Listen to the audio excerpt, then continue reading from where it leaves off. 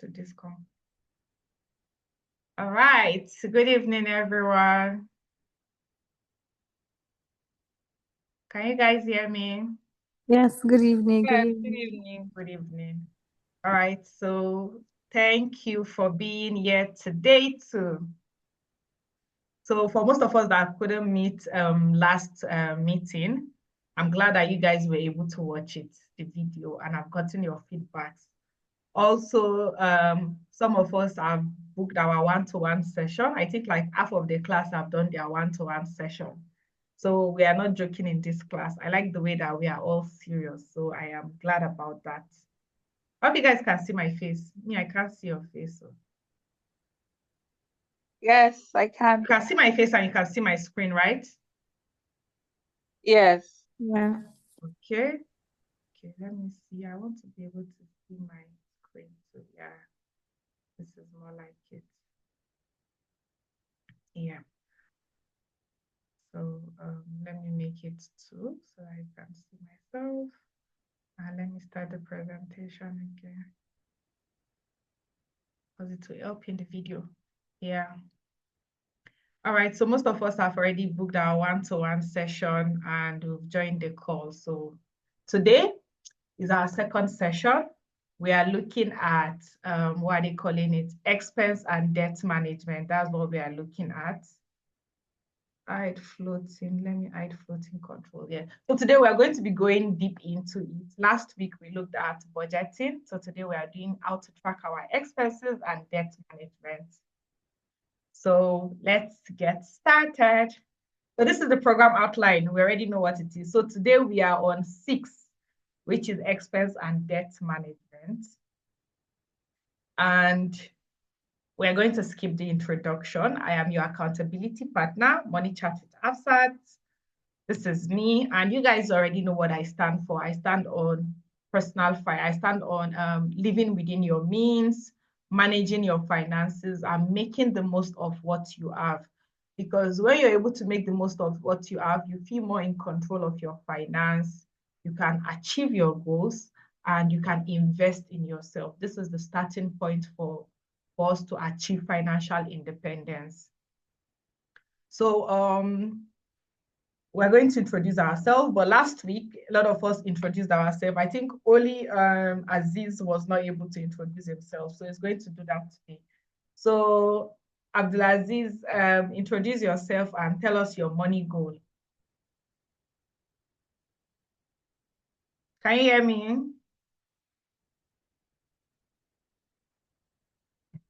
Are you on this call? Toss a coin. Okay, so good evening, everyone. Good evening. Okay, I go by the name Yusuf Olakunle Aziz. Okay. Popularly known and called as Toss a Coin. Yeah. And my money goal is to increase my savings and be accountable for my spendings. Okay. I should be able to track it and manage my financial wellness. Your finances. Well, you're in the right place for that. Thank God you're on call today. Last week, it was only Abdul Malik that was on the call, and I kept convincing him that he's not the only guy. Unfortunately, now this week, you're the only guy on the call because he's not available. Anyways, you have a partner here, right? So, Bolanle, we also have you here today. Please introduce yourself and your money goal.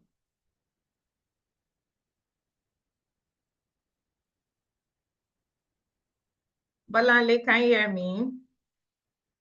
Yeah, I can hear you, sir. Sorry. Yes, please. Sorry. Please introduce yourself. Good evening, everyone. My name is Moinat Bolanlegiwa. So what else? Your money goal or your goal for this bootcamp?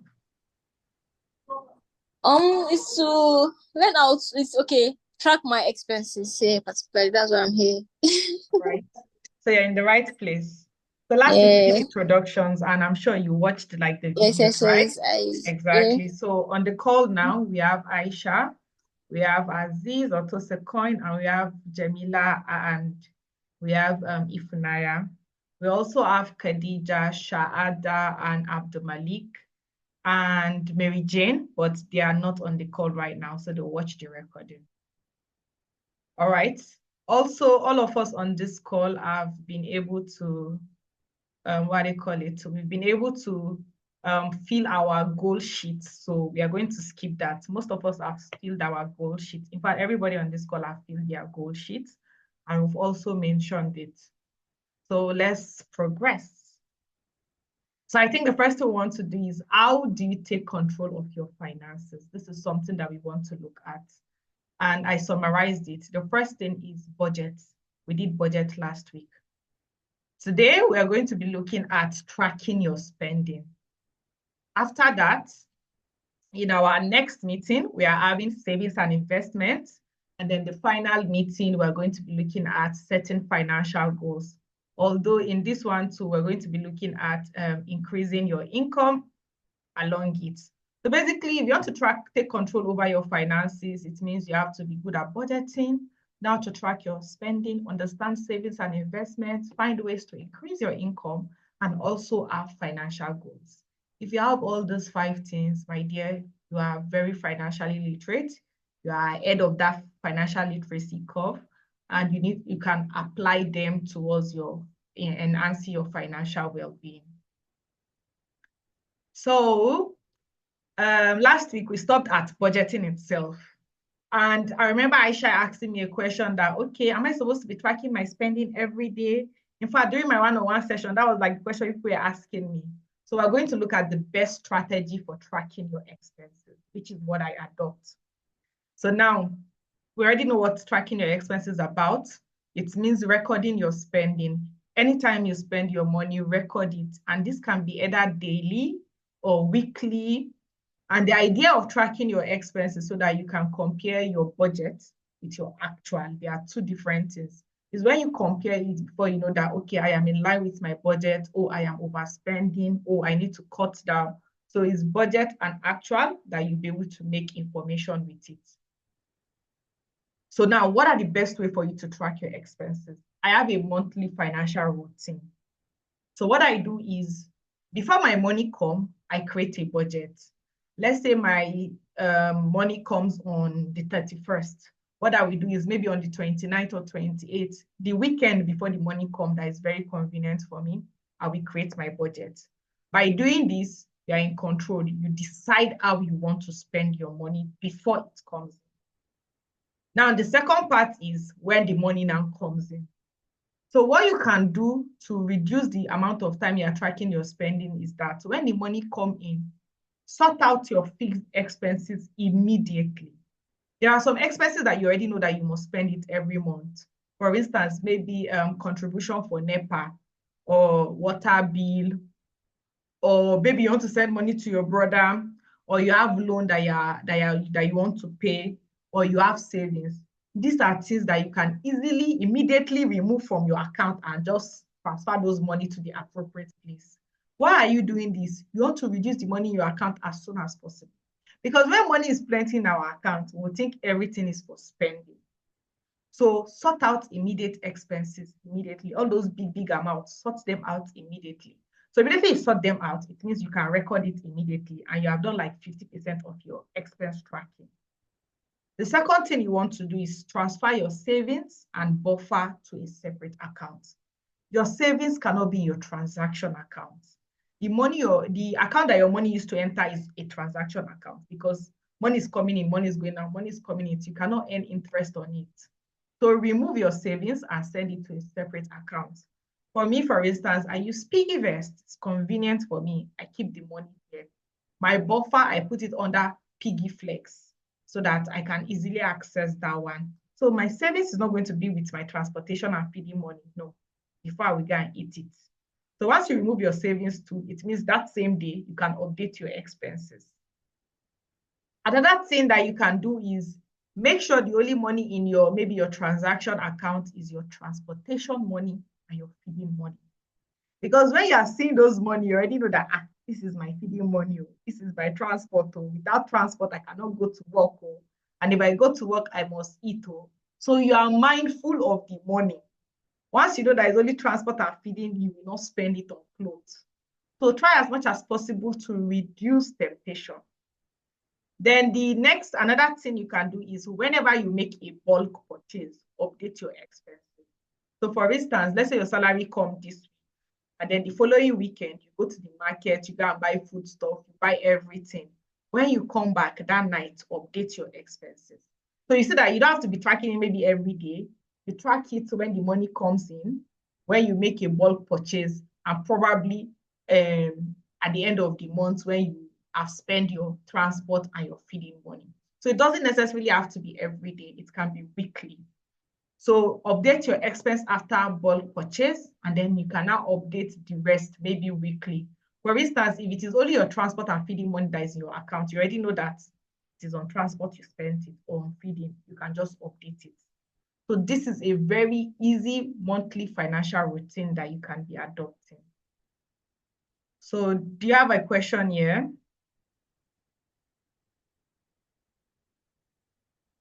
Hello? Sure, no question. Okay, so this is a very simple way to track your spending. So what I'm going to do now is, let me now show a demonstration of how to track your spending. Some of us have already seen it, but I am going to do that again. Which of my sheets can you see, please? Which of my screen can you see? Bootcamp money tracker. Okay, that's good. So let me reduce this to, I don't know, 50%. Can you guys still see it like this? Yes. Can you see it like this? Yes. All right, so this was the Bootcamp money tracker that we made last week. We did our budgets. Now, we have budgeted this money, but we need to start spending the money. So let's assume that today we spent the money. We paid for rent. We sent money. I sent money to my sibling, and maybe I did a personal spending. So I want to update it today. So what I will do now is I will go to my, what are they calling it? I'll go to my expense sheet. For the same month, you know, the budget we did is for November. So you go to your expense sheet and you write today's date. So for instance, today's date is 9th November. I go to 9th November. I write, I send money to my sibling. So I write my sibling. Let me make this bolder.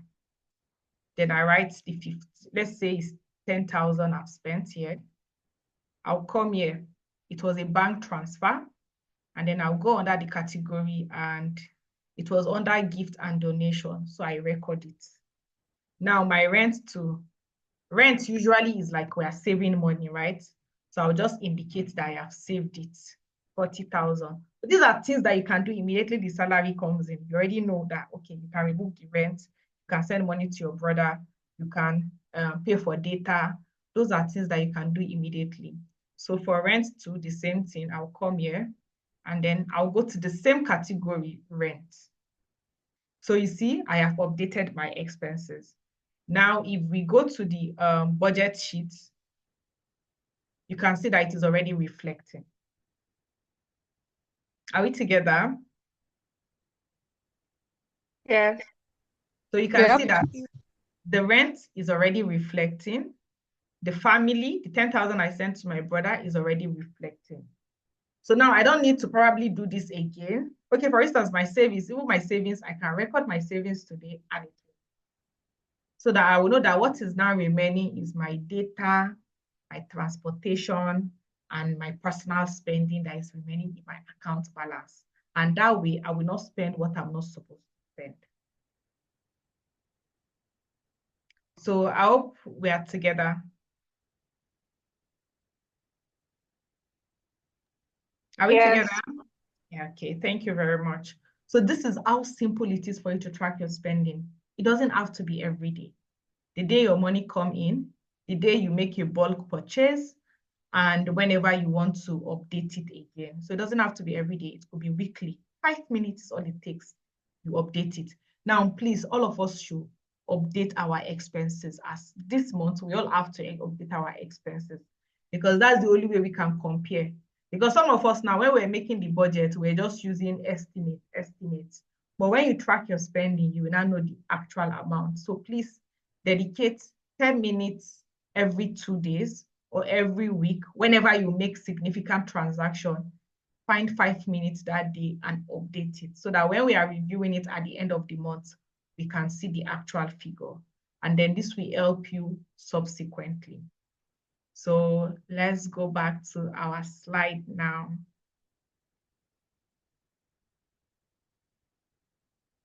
Okay, 1 second. All right. So I hope we all understand how to record our expenses. It's not difficult, very easy. Now I want us to dissect some of these expenses and look at how to handle them, because some of these expenses are huge, they are significant, while some they are small. So we're going to look at how to handle major expenses. Now the first one is rent. Now the thing about rent is like you're saving, like in Nigeria, for instance, rent is usually annually, right? If it's UK, US that you are, it is monthly, that is. But in Nigeria, your rent is annual. So it means you have to start saving your rent before your landlord comes to meet you. Now, a good way to do this is, first of all, your rent should not be like 3 times your salary. If your salary every month is 200,000, your annual rent should not be more than 600,000, to be honest. Once it is more than that, it means you are working to just be paying landlord. We don't want that. So it should not be Sorry, you said your annual rent should not be more than what? 3 times your monthly salary.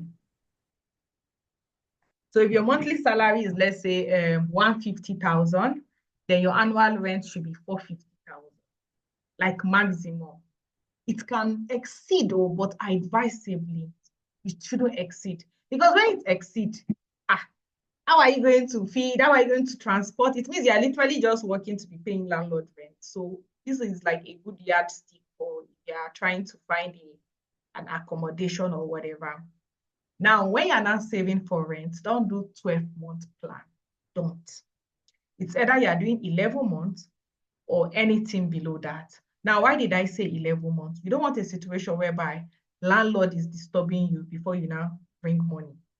And also, you cannot predict what if a certain month they did not pay you early. So you want to make sure that the money is complete before your landlord comes. So when you are doing your rent in your rent budget, you might want to do budget for 11 months. For instance, let's say your rent is 400,000. 400,000. If you do 12 months, it means you'll be saving like 33,000. But if you do 400,000 divided by 11 months, it means you'll be saving like 36,000 every month. So it's a way for you to save, make sure that your money is ready without delay, 11 months or 10 months. Another one you can do is 6-month plan. Why am I saying to do 6-month plan? Where we set goals, you might probably have so many things that you want to do. And then you determine what time of the year will be good for you to do that goal. So I'll give you an example. When I was in Lagos and I was paying rent, I did not do a 10-month rent plan. What I did was, after I paid my first rent, the first few months, I used it to buy things and furnish the house. I also applied for one financial modeling course. I needed money for the financial modeling course. So I saved money for the course and did the course. After doing the course, then I now did a 6-month saving plan for my rent. So that way, I can devote more of my money to other goals that come up at the beginning of the year. Then towards the remaining part of the year, I save for rent. So it's a way for you to prioritize your goal. Another person can do 3 months. 3 months is if your salary is very higher than maybe your rent. That is when you can do 3-month plan. But because 3-month plan is, for instance, let's say your rent is 400,000 and a 3-month plan is 100,000, that's 300,000. It is not enough. But when your salary is like way higher than, like within 2 months, you can save for your rent, then you can do like a 2-month plan so that during other time, you can use the money to do other things. I don't know, is this clear? Is this explanation clear? Yes, it is. All right. Thank you very much. Tosekoin, you're still on the call. Okay, that's good. Let me know if you need any clarification. Now, let us look at foodstuff, skincare, and clothing. So I decided to merge these ones together. So now, something you can do here is, for instance, for foodstuff, instead of buying one derica of rice every time, buy it in bulk. It will help you. For instance, even till now, I buy my rice in bulk. I buy 5 kg. That 5 kg will last me like 2 months or even 3 months at times. So I buy 5 kg. So that, for instance, now you can say, okay, in January salary, you will stock your house, you will buy your skincare, and you buy some clothing. That is going to be the bulk of your budget in January. Then in February, you start saving your rent, or in February, you start saving for another thing. So that way, you don't have to be going to the market every weekend to buy rice. Doesn't make sense. It means more transportation costs, more transportation costs. What you want to be buying every time is maybe pepper because they are vegetables. Those are the things you want to be buying. And in case you cannot buy maybe bulk alone, you can share it at times with your friend. There are instances whereby my colleagues at work will be like, okay, well, let's buy this big rice together and then we'll share it. That way you still save something. So you can split food stuff with your friends and even family. That is a way to save on the cost. Because the more you go to the market, the more the price will be changing, the more you'll be paying on transportation. Another thing is discount sales. Now, the discount sales can be like, I think last month, there was a time when Lagos state government, they said they were doing discounts, that if you go to the market every Sunday, one particular market every Sunday, they will give you discounts. Those are some of the kind of discount that you want to put your ear down so that anytime those kind of discounts are happening, you capitalize on those period and buy food stuff in bulk. Those are some of the minor ways to save money on this cost. It might look small, but it can actually make you saving 5,000 in this economy is something. So it can happen. Likewise, your skincare. You don't have to buy skincare every month. Who uses skincare in a month? But you see some people putting it one. Oh, like me now. I know that within like in next 2 months now, I'll replace some of my skincare products. Now, some might finish before the order, and I can just buy that one separately. But most times, just have a period. Okay, I will buy my skincare this period. It will last me 3 months. So that 3 months I can focus on other things. And most times our money, saving money means you are making your money accumulate. You want to buy skincare of 50,000, you probably cannot buy it this month. So what you can do is save 10,000 this month, 20,000 next month, and then the third month, add your remaining 10,000, go to the market, you buy what you want, use it. So that is a good way. For clothes, you don't need clothes every month. Let's be very honest. Some of us do that. That's frivolous spending. You don't need clothes every month. When I came here for my master's, I brought some of the clothes from Lagos, and that's what I wore for like 6 months or how many months. In fact, it's just tomorrow that I'm going to the market to buy 1 or 2 extra clothes to add, to do a shuffling, wardrobe shuffling. We don't need clothes all the time. So go for quality. Sometimes go for neutral. I went to the market 2 days ago. I bought a black boot. That black boot is what I need. I would have bought maybe blue or red. But red, how many times will I wear red? Exactly. So these are some of the things you do. Now, I'm not saying you should not buy clothes, but during the early stage of maybe your career, when you're starting, you want to be comfortable, not lavish. That's not what we want. Because the more money you spend on this area, the less money you have for other things to invest, to do to do other important things. So these are some of the ways that you can just make your budget more sensible. So you don't have to buy it every month. You can do it quarterly. Oh, every 6 months, I'll add like 4 new clothings. I'll add like 5 new clothings and shuffle my wardrobe. This is also a way to stop impulsive spending, because most times we just see advert on Instagram, we are buy, advert, we are buy. So you have to be very, very intentional. Are we good yet soon? Yep. All right, now let us look at black tax. People like calling it black tax. So what black tax means is more like people abroad, they go and work, and then they now send money back home. It's usually like black Africans that go abroad, they work, they start sending money home. So they call it black tax. But nowadays, whenever you send money to your parents, whether you are in the same country or not, we still call it black tax. And then there is gifts. Maybe you buy birthday gifts for your friends or donations like Christians. I know you guys don't play with tithes. Most of you make provision for that. So if you see your expense sheet, there's a provision for gift and donation. Now, what are some of the ways that you can spend wisely in this area? One of the things you can do is spend money maybe quarterly. Now, why am I saying this?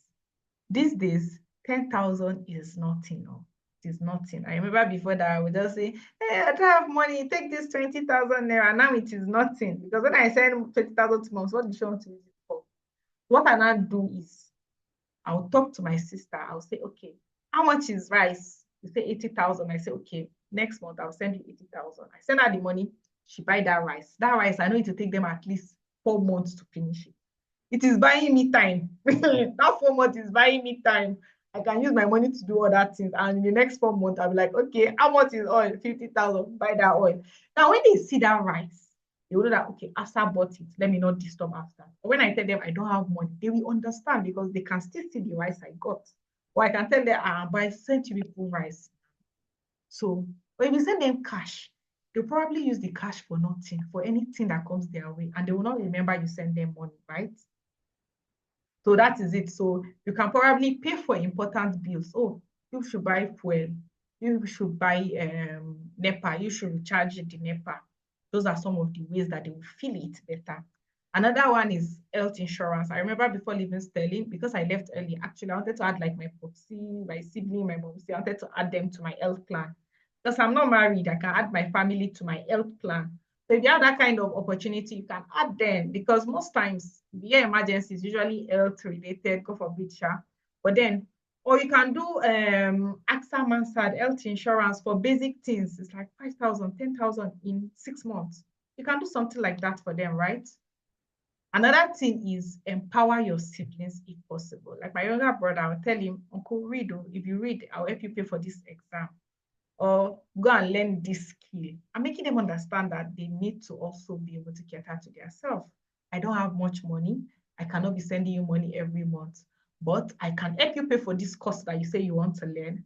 Learn the course and start rendering a service. So you need to start instilling a way to empower the people around you so that they too can take care of themselves. Something about teach me how to catch fish. Don't give me fish.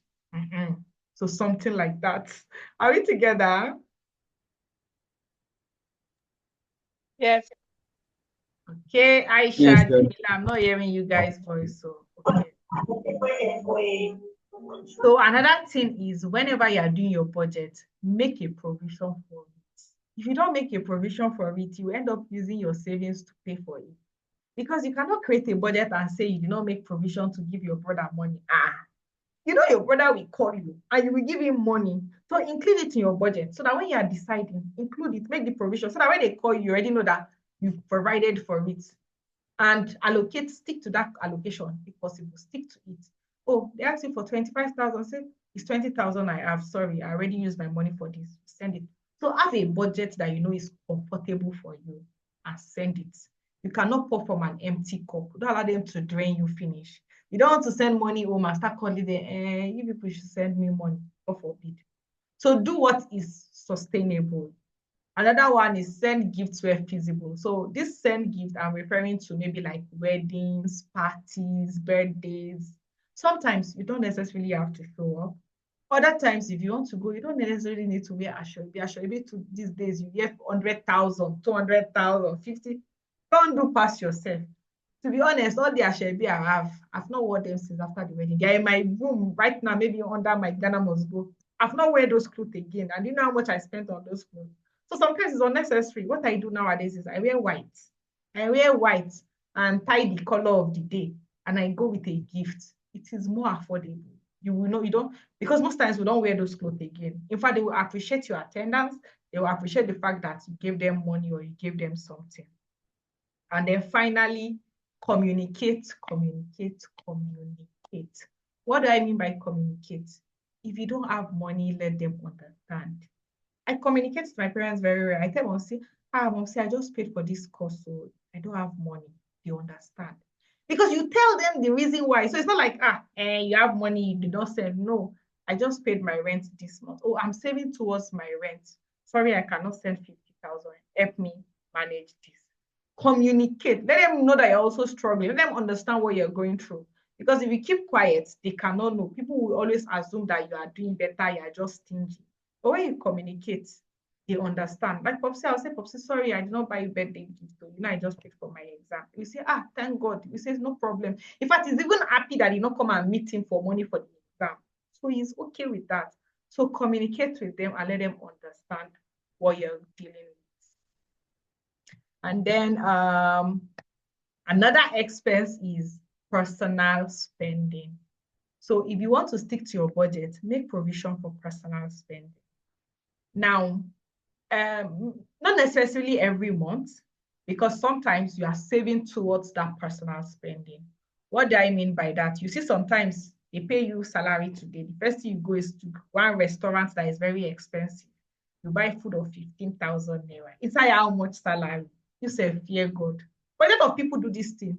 And that is why at the end of the time, you now be like, this 15,000, I could have just made the pepper soup myself. But when you budget, you already know that 15,000 is too much to make pepper soup. All you need is 5,000. Eat it and be happy. Instead of going to one year restaurant when it's not like you're a food blogger. And a way you can do this is when you discover purposeful way to satisfy your craving. What do I mean by this? Most times we spend money maybe because of peer pressure, because of our friends, because of our environment. You don't like clubbing, but they drag you. You go there, you go and do the remain with your salary. You don't like partying, you use the money to go and watch Ashake. All of those kind of things, they are unnecessary. So find what tickles your fancy. For instance, in Lagos, I love going to the beach, even till now. After I stress myself for 6 months, the first thing I think about is I want to go to a beach. I go to a beach one day at the beach, dancing, watching the water, playing with water, and I'm stabilized. And it is very affordable. So for you, it could be going to the cinema. I also like going to the cinema. I will just tell myself I'll go to the cinema once in a month. I go there, watch the film. So now, because I know that that satisfies my craving, I don't need to be buying clothes or be going out every week. I'll just do one or two things that satisfies my craving. I do it and I'm okay. Other times, you don't need to spend immediately. You can save for tomorrow. Now, I'll give you an example. Let's assume the person that received maybe 200K salary, whenever the money comes, you use 15,000 or 20,000 to buy food. In 6 months, that 20,000 is like 100,000. So somebody spends 20,000 every month when the salary comes, 100,000 gone. Me, instead of spending that 100,000 and 20,000 every month, I am saving it. At the end of 6 months, it is 100,000. I take my leave at work and I go for a weekend getaway. I show small vacation. Now I have my IG picture. I feel more satisfied. I feel more better. So the thing about money is you spend the money. How you spend it is what matters. So to me, I would rather use the 100,000 to go for a weekend getaway at a beach house. Make it maybe Takwa Bay. I'll be happy. Compared to eating it every month, 15,000 or one plate of food that's gone. So figure out what works for you. Embrace delayed gratification. And this is a way that you can your financial stability will still be there. You still feel well because you're spending money, but you're happy on the things that you're spending your money on. So any question here, you should tell me your.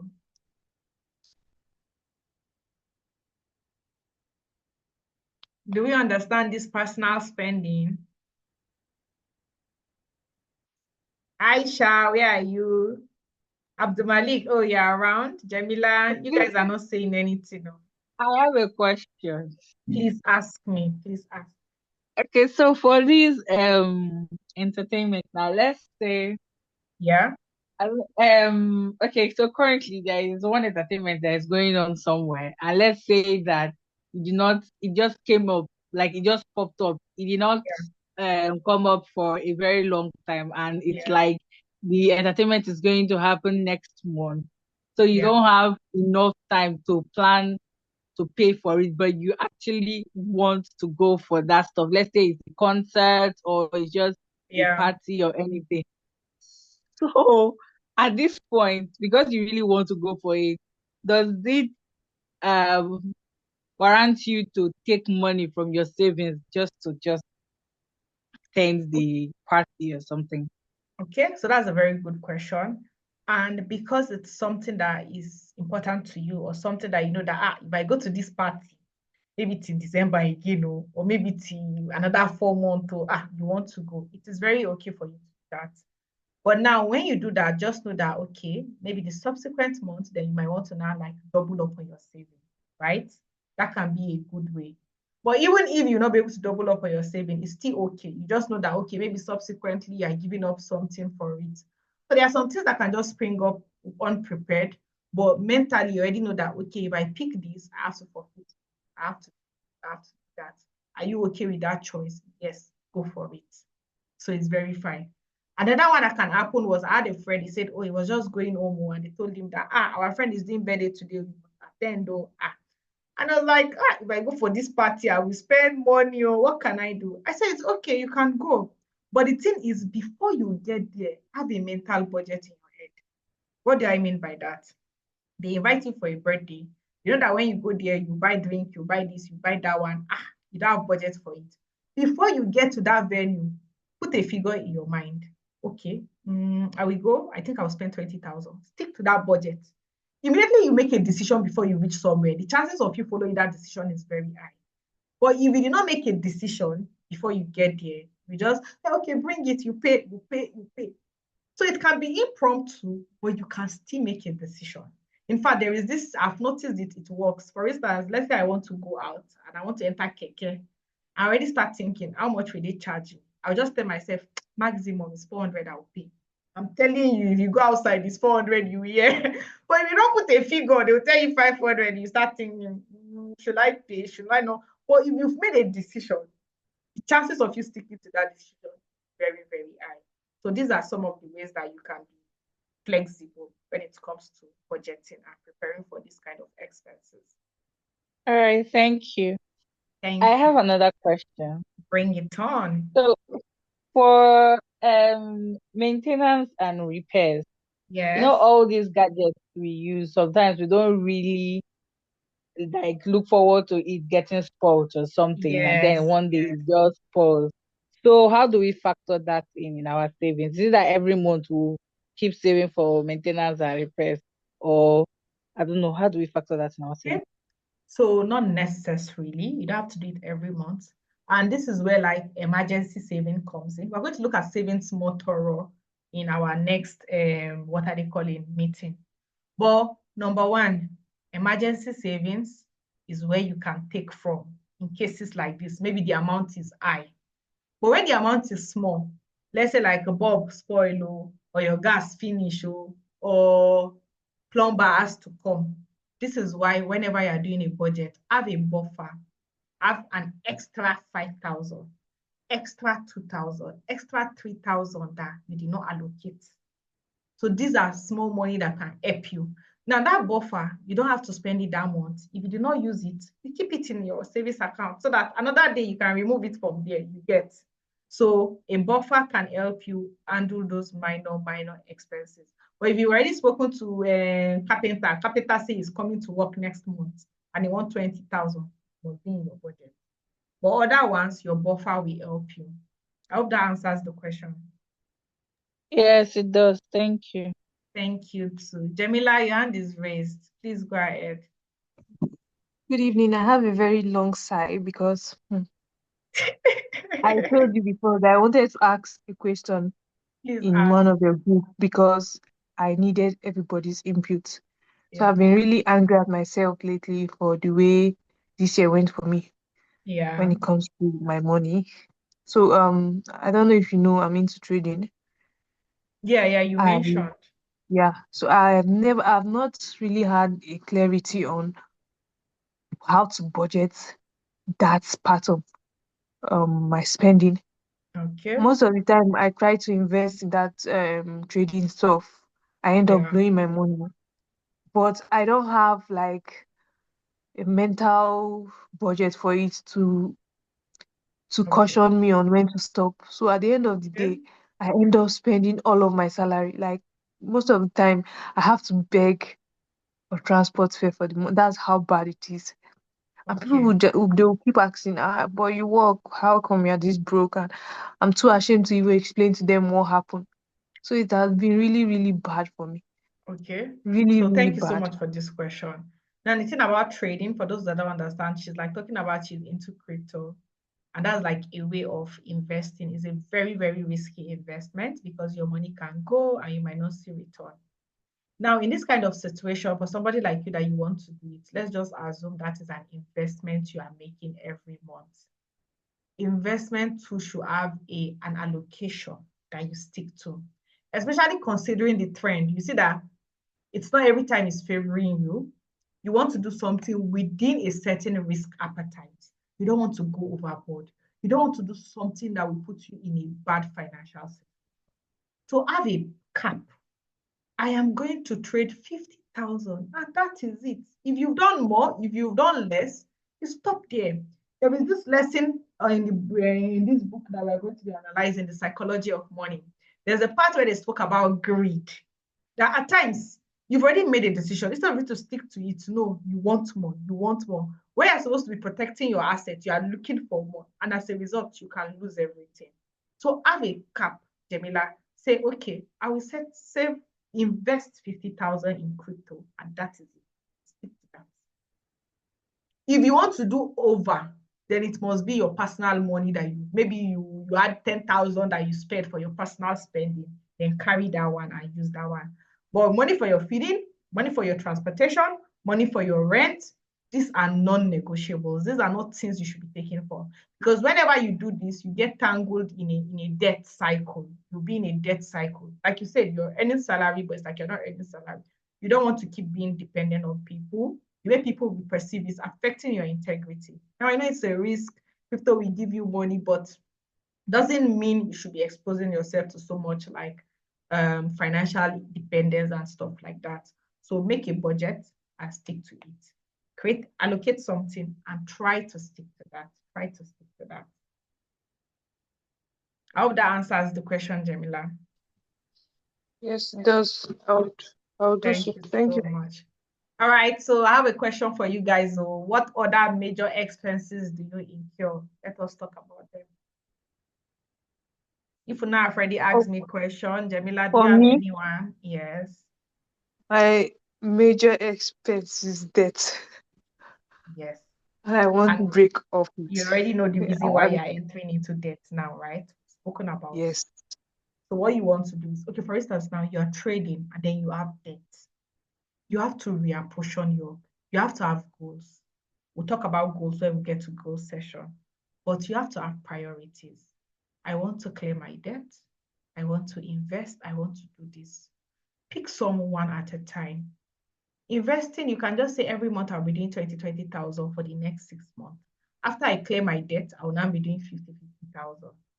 Also, like that is a way you can do it. So have priorities and stick to those priorities. So debt is a priority now. Make sure you allocate money towards it. Because if you have debt, even if there's no interest on that debt, it is affecting your reputation. It is affecting how you feel about yourself. It is affecting your expenses, your money, or your financial narrative. It has a lot of impact. Because if you want to borrow money, we're often going to get to borrowing money now. If you want to borrow money, it should be for something that makes sense, something that is asset in nature, something that can add to your future value. Investment is okay, but crypto in itself is a very risky investment and supposed to just take a portion of your money, not all of your money. So toss a coin. What major experts do you have? Aisha, Abdulmalik, do you guys have any major expense you want us to talk about? Aside the normal ones, Yeah, aside like the ones I've mentioned, maybe there's any other major expense you want me to dissect here. I think I was going to say black tax, so you mentioned it. Okay, I've covered that. All right. But is there any other questions so far? Nah, not from me. All right, all right. So we're going to move forward now. Now I want us to look at how to prioritize our expense. I know I've said it silently, but when you are creating your budget, there are two methods. Now, the first method when you're creating your budget is make provision for your needs. Your needs are like rent, feeding, transportation. Those are the most important thing. So first budget for them. You already know how much you're spending on those ones, you budget it. Then the second thing you want to do is make provision for your savings and your investments. Or if you have a loan, you also make provision for it. Then the third thing you now want to do is make provision for your wants. So this is like a bottom-top approach. Your needs, your savings and investments, and then your wants, right? This is how you can budget. This is how you can prioritize your expenses in your budget. Alternatively, which is something we'll get to look at better as we progress, is identify your financial goal. Your financial goal can be paying off loan, saving for ICANN exam, or saving for a certification, or traveling outside the country. Know your goal. When you know your goal, make provision in line with that goal. So that's going to be priority in your budget. So let's say your income is 200,000 and you want to save 500,000 in the next 6 months. So we say 500,000 divided by 6, that is like 83,000 every month. And your salary is 200,000. So the first thing you want to make provision for is the 80,000 for your goal. You put it there. Then the remaining 120, you now cut it between your needs.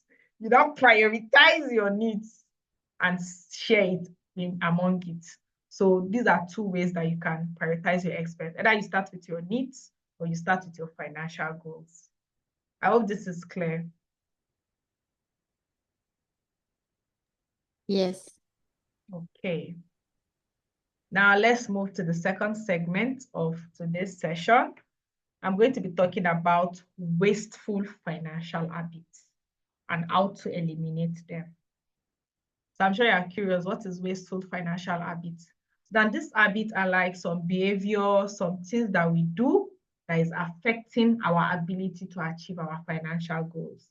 For instance, you are spending unnecessarily, or you are buying clothes every time, or lifestyle inflation, or you are gambling, or even Jamila right now, even crypto, we can say is a financial habit that is affecting your financial well-being. And what is it doing? It is putting you in like a financial instability. It is a struggle for you to achieve your goal. And the most bad one is, or the most not so good one is financial stress and anxiety. Because it's not about wasteful habits, you spend the money. After you spend the money, that's when you now start thinking, hey, why did I spend the money? Hey, I've used the money my sister gave me. You now become worried. You become tense. It affects your financial satisfaction. And this is why it's important for you to tackle these habits. You want to get rid of them immediately. So let's look at the habits.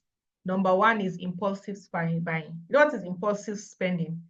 This is when you go to the market, you want to go and buy food stuff. You now see crop top, like me that like crop top. You now see crop top, you now buy it. It's cropped up in your budget. You to fear God. It is not in your budget.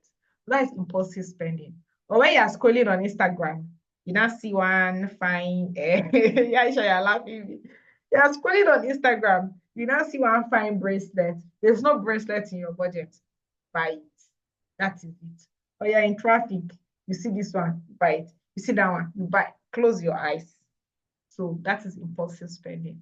Now, it is similar to frivolous spending. Frivolous is when it is now maybe expensive, something that is a bit above what you can afford.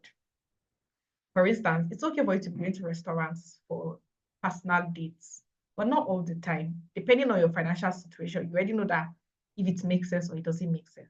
You're not a food blogger, it doesn't make sense for you. You can do this, prepare this food.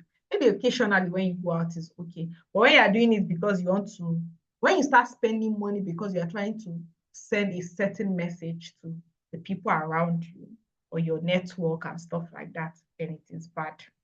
Another one is lifestyle inflation. Now, I'll give you a simple example. Let's say you're earning 200,000. You're paying all your bills within 200,000. Then they now increase your salary to 300,000. What is supposed to happen? You should give me like example. Be very honest. What will happen if they increase your salary today?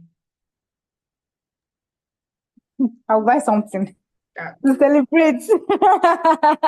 you see your life. Is this your life? So now, the thing about lifestyle inflation is you're doing okay with that money. Oh. They not give you money. That's why you not be like, this my chair self is not good. It's bad. I'll change it. This my bulb. I'll change it. This my handbag. Lifestyle. Your lifestyle will just change. You're earning in 300,000. Your lifestyle is not 300,000. That's why people used to say money is never, it can never be enough. Oh. It can never be enough. Because even if you start earning 5 million today, your lifestyle will become 5 million. So you need to be able to fight this from happening. When I moved to Lagos, I was earning money as a banker. I got an apartment. One of my neighbors would be like, Asa, buy AC. I say, are you the one sleeping in my room? Leave me and my standing fan. I'm okay. They say, buy AC. Hey, you don't have generator. You don't. I don't care. Oh, please, I don't care. See, if I bought that generator and AC, I will not be here now because I will have used that money to buy AC. I will not travel out of the country. So know your goal, identify your goal, and live according to that. Another thing is advisably, whenever your money increase, at least stay 2 to 3 months within the same salary. Save, save at least 70% of that increment. The only thing you want to do is maybe some of your expenses because of inflation, okay, your feeding costs, you moderated everything. Try to save a chunk of that money for the next few months. Save it because it means you are better able to achieve your goals. So don't allow lifestyle inflation. It is people that are working 9 to 5 people. This is their major problem. Lifestyle inflation. I pass my neighbor lifestyle. You don't want that. Another one is accumulating debt. Accumulating debt happens when you are not living within your means.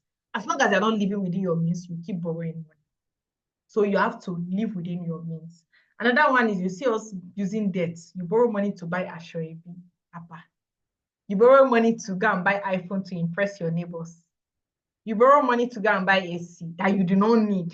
Like when you borrow money for maybe a liability, something you do not need, something that is unnecessary, or you borrow money to go partying, that is how you'll be accumulating debt. If you must borrow money, it must be for something very significant and sensible.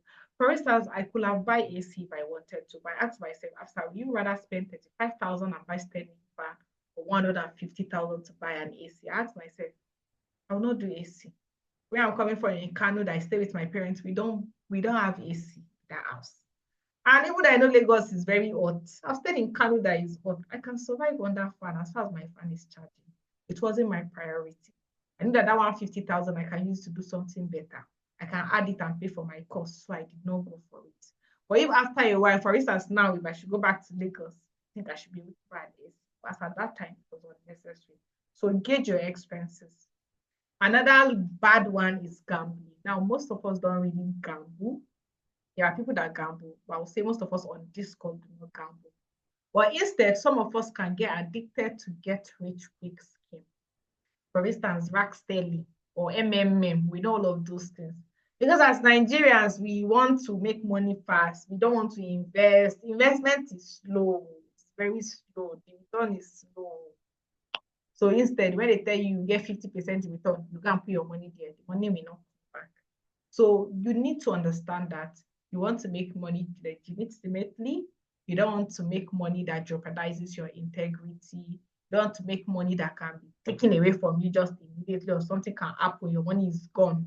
So if you have those kind of habits, remove it.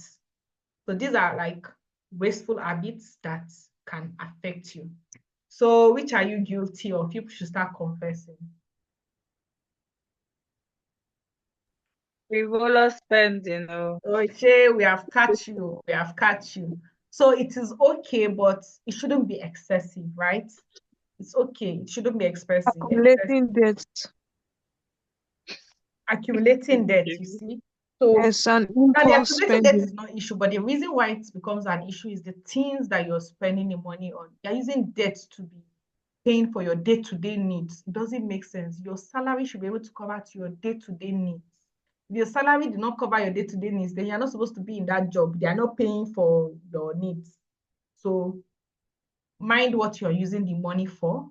If you use debt for something very important, for instance, The first time I took debt was also last year. And when I used the money to buy my iPhone. And I will tell you it's an investment because I got this phone to start content creation, not because I wanted to be snapping pictures and stuff like that. And I'm still using it. It's what I used to record all my videos, money chat with Afsa. It was an investment for me. But I know people that will buy iPhone 7, they will still go and buy fake cover so that people will think it's iPhone 11. Why? So what you are spending your money on is also a determinant.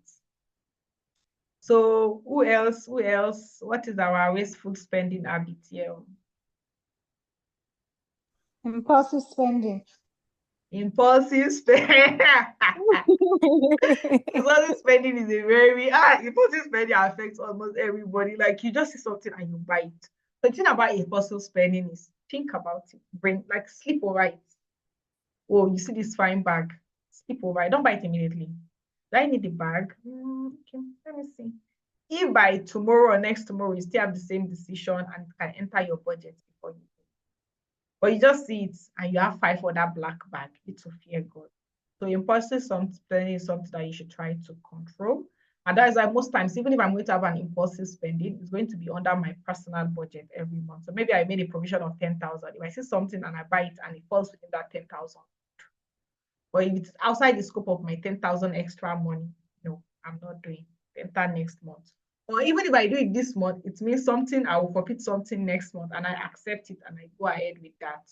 So please, let's avoid impulsive spending. Yeah, so these are some of the things that can help you. Number one is to avoid spending triggers. Spending triggers can be maybe like friend, your environment, or come to peace with it. For instance, we cannot all leave Instagram. You can unfollow some, but you still see advertisements. Come to peace with it. Because you see it doesn't mean you should follow it. So just leave it. So just see it and move on with your life, right? Except you want to buy that thing, then you find it, do it. For instance, my environment, the lifestyle in Lagos was very, very enticing, exotic. I said, no, me, I know where I'm coming from. I'm not going to do this with you people. My neighbors that way. Let me not say Yahoo headquarters. But you can see the lifestyle, you see the cars that they are carrying. Like, what is this? It's very easy for you to choose your idea, but accept what you can do. Understand your own goals and come to terms with your goals. Another one is create and stick to your budget. We are all embracing budgeting on this call. When you stick to it, you feel better about your financial choices. The third one is mindful spending. So mindful spending is when you spend something on the things that resonate with your goal or the things that make meaning to you. For instance, when I wanted to go to December concert 2 years ago, I had options. Either I spent 75,000, I'd be how much to see only Ashake, or I spent 15,000 to see like 5 Maven crew. And I went for the one in Wonderland. I think that Wonderland, I was able to see like 10 of my celebrities at the same time. I prefer that one. If I go over the list, I see which of them is going to satisfy me more. Is it this one that will pay 10,000, 15,000, and I will see 10 celebrities? Or this one that will pay 10,000, I will see just one celebrity? So go for the one. So I was deliberate. I said, no, I will do only one Dirty December outing. I will go for this one. This one, I can see all my favorites one day. And I went for it, and that feeling lasted me. It lasted me all my work stress. It was enough. Even my boss, they were watching my status like this that day. I say, I am happy. I am contented. So you're going to spend money. Be mindful of how you spend it and embrace it. And like I said, make sure you set goals and stick to them and adopt a smart prioritization. When you have a goal, break down the goal and then budget it. That's a good way to prioritize. When you have loan, pay your loan. I think sometimes you see us making the mistake of saving money when we have loan. -2 plus 2, is it not 0? So use that savings, pay your debt, finish paying your debt sharp. Then you cannot start building your savings. But you cannot be owing money. Your money is earning interest, and you now save money again, and the money you're saving, you're not even getting as much return. So let's be smart in the way we are prioritizing our spending. So I hope we are still together. We are almost at the last part of our session today. So the last thing we're going to be looking at today is managing debt. I know I've spoken about this silently in our conversation today. But let's proceed. So personal debt. Personal debt is when you borrow money for personal use. And it could be credit card. I think Nigerians, I don't really think Nigerians, we adopt credit cards like that, but people do it. Credit card is when you have an ATM that you have money that you've not earned. For instance, maybe you collect a loan on that card, you have extra money, you can use it to be buying things. Then when your salary comes, they will now remove it. Credit card used to make people spend things that they don't want to spend because they know that there's a extra money staying in their account. It's a loan. When you are borrowing from a friend, mortgage is when you want to buy maybe an house and then you bring part payment and they give you a loan. Now that one is something that makes sense, like a medium-term goal that most of us can look towards, right? Now, what are the major reasons for you to take loan? It is okay for you to borrow money if you want to cover emergency. Emergency could be maybe education fund, maybe your car breakdown and you have only 50,000, but they need 100,000. That is an emergency. Or maybe your sister has something that she wants to do urgently. She needed you to borrow her the money, or like just a genuine cost. For instance, I used a loan to buy my phone because it was like an asset for me. So it was okay. Part of that loan, I used it to buy fixtures to beautify my place because of the videos. I got like 2 frames, I got a working table and chair, I got my tripod. These are tools that I'm still using till today. So it was like an asset. That's something sensible that you can borrow money from. Yes, that's like assets, like education, home, or manage cash flow in times of need. So there could be some instances whereby um, maybe you saw like an emergency, an expense that arise that you could not foresee. So you can just take up that money. For instance, it could be an opportunity.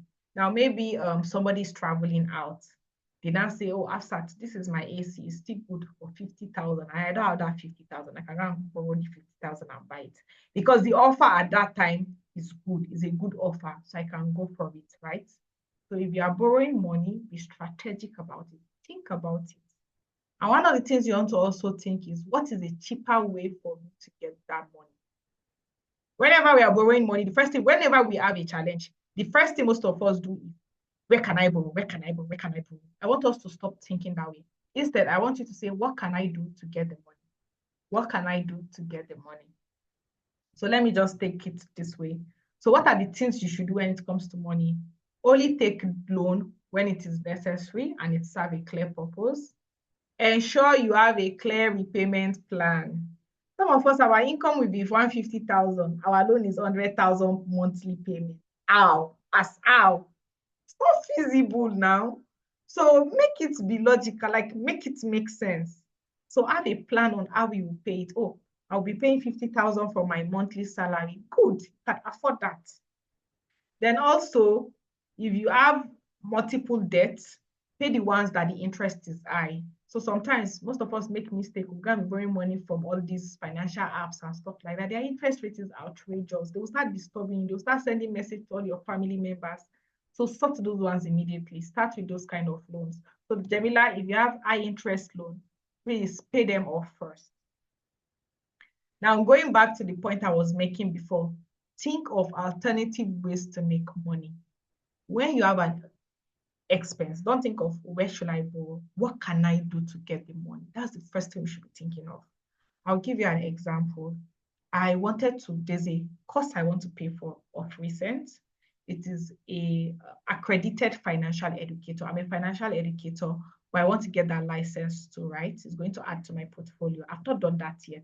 In fact, I wanted to do it before our bootcamp so that maybe I'll be able to give you guys like certificates, but that might be for future. But I did not say I should go and borrow money. No, I'm doing money chat with Afsat. This is a very good business. I can create a product that will impact people and use the income from that product to take that certification. I did not go and borrow money. No, money chat with Afsat will give me the money to take money chat with Afsat further. I don't know if you get that message, like if you catch that one. So money chat with Afsat will give me the money to take money chat with Afsat further. I've written my CFA level 1 exam. I will not write level 2 now. No. My level 1 will show me the way to enter my level 2. Worst case, in the minimum is, God, inshallah, I secure a very good internship, and whatever I generate from here, I will start using it to save for the next. But I will not come and start using my stipend now again. Say I want to pay level 2 exam. No, it's not me and my no, no, no, no, no, no, no. I will not put my time and still put my own money right now. No. That's why some of these examinations now, your company might even pay for it, but they want to see that you are serious before they will help you. So don't say, where should I borrow? Where should I borrow? It should never be always be your option. Right now, if I'm broke, the first thing I will do before I borrow, I'll make a list of the ways I can get money. If they don't, for instance, now the boot camp, the turn up was not as much as I wanted. So which means I have to think of other things that I can do to make the money complete. So think of how can I get this money before you say, let me go and borrow the money. Are we together? Yes. Okay. I hope Yeah, the thank you. explanation is clear. Yes. Yes, it is. Okay. Toss a coin. Are you on this call? Abdul Malik, are you still here too? Yes, I'm here. Okay. Hope we are good, right? Yeah. All right. So think of how can I get the money and make a list of 10 ways. What are the services you can render? What can you do? What side gig can you do? Those are the ways that we need to start thinking these days strategically. Those are the ways I do. Right now, I'm thinking of, okay, maybe I should find a way to promote my financial modeling and build 1 or 2 models for 2 people. And those are the ways that I try to think. I try to use all of my options before I call my sister to come and borrow me money. Now, don'ts. What are the don'ts? Don't borrow more than you need. How will you say you want to pay for something 200,000? You're not going to borrow 50,000 for your transport. I don't understand. Identify what you need, a major goal, and borrow that amount. That is it. Also, don't forget interest rate. So be sensible when you want to borrow money. Like, look at it. Okay, what is the interest rate? If I borrow, will it make sense for me to borrow 100,000 and pay back 130,000? No. Let me find a job, let me do a job, or let me save more. Or look at, because when you start thinking strategically, you will not be jumping on loan all of the time, right? Another one is avoid taking loan for luxury items or non-essentials. If it is not essential, don't take it. Don't take it. Don't use loan to buy Ashwebi to go for your friend's wedding. They will not come and help you. You see some people getting married these days, they go and borrow outrageous money. They say, and people come and spray their money. Fear God. Me like this, with the way this economy is going, it's like we'll just stay in Palo and call Imam. I am good to go at this point. So don't take one loan for necessary because nobody will be there when you are paying back the money. It is you that will be there. And don't miss payment. Whenever you miss payment, your interest is increasing. So that is why if you make the decision right from the beginning, you will not miss your payment. But if the balance is not balancing, your salary is 100,000, but your loan is 70,000 monthly deduction, you will not meet it. It's not possible. So if you get it right from the beginning, you will not miss payment. Or if you get it wrong, there is a high chance that your loan will keep accruing interest. So I hope we are good to go.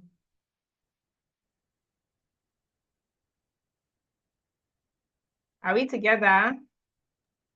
Yes. Yes.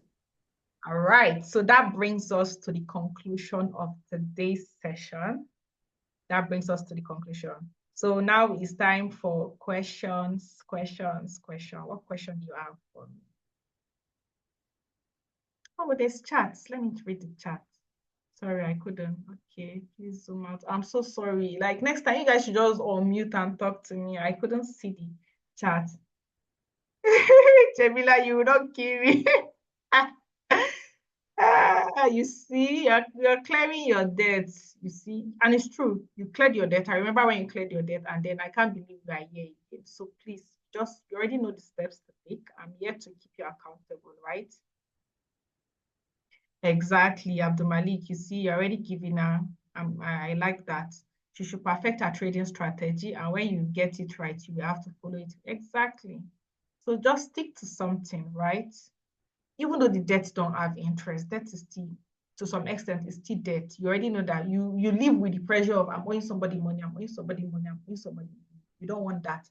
That's why I tell you that you can be broke and financially satisfied. Not like satisfied, but you're not tensed, you're not anxious. You just know that I cannot do this now, but I should be able to do it next year. And you feel better. You feel like me, whenever I am broke and I'm feeling tense, I create a budget, I create a roadmap. I know that, okay, I cannot do this in December, but by February, I'll be able to do it. And I feel better. I already know that, okay, we are working towards February. So these are things that will help you. So any more questions, feedback, comments? You can also add to anything I've said if you have a comment.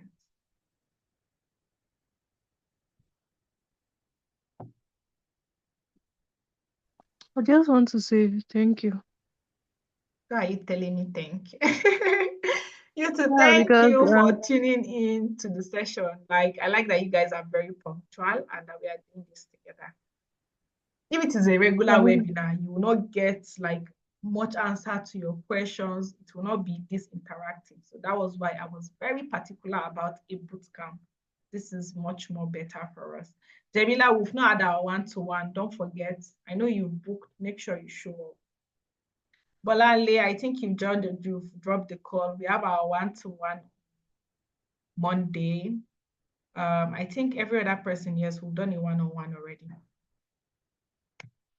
So the people that have not done their own, they will book their session. But the rest of us will done that. We'll have another one-on-one, but not now, till the last part of, I think the 4th week. Yes, we're going to have a one-on-one.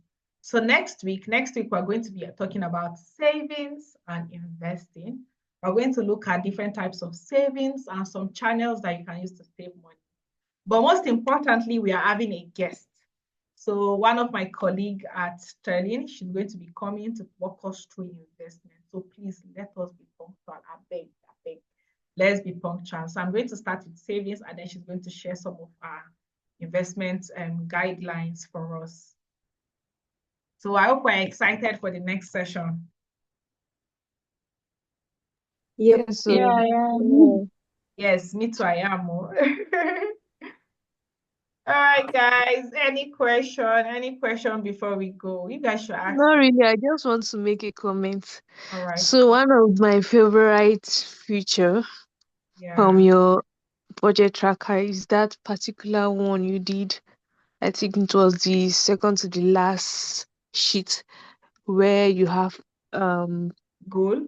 plans, goal to meet Yeah. January to December, and then you can actually put how much you are planning to save for that particular stuff and how you want to spread it. That particular sheet, I had to make a copy of that one alone because I really, really, really like it. And just having to make that sheet already gave me the mental budget I That need you for want next year. having.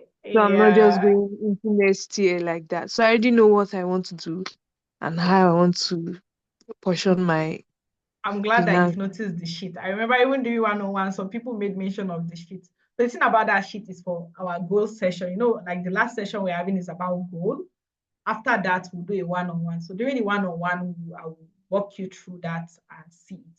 So like I said, that budget template, this is not the first version. This is like the 4th version that I'm making, and I intentionally added that. So this is like the first time I'm adding that feature to this budget template. So you guys are the first person to be in that feature. And it's a very, very good feature. So thank you so much for that feedback, Daniela.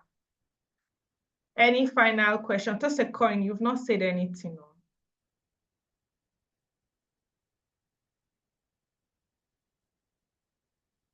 Toss a coin. You've not said anything. No. All right. So if Naya, do you have any other question? No, I don't have. All right, no problem. So we've had our one-on-one. So most of you, we don't have any tax this week. All you have to do is please track your expenses because we are going to do a feedback. If you have any challenge, for those of us that have already had our one-on-one, if you have any challenge, you can still come to my DM. If you tampered with the sheets, just let me know. I will jump on a call with you. I will go over it. I'm your accountability partner throughout this period. Abdul Malik, thank you for still joining. And every other person, thank you so much for joining. The recording will be made available and I will share it with you guys. So same time on Saturday. Bye, guys. Bye. Thank you.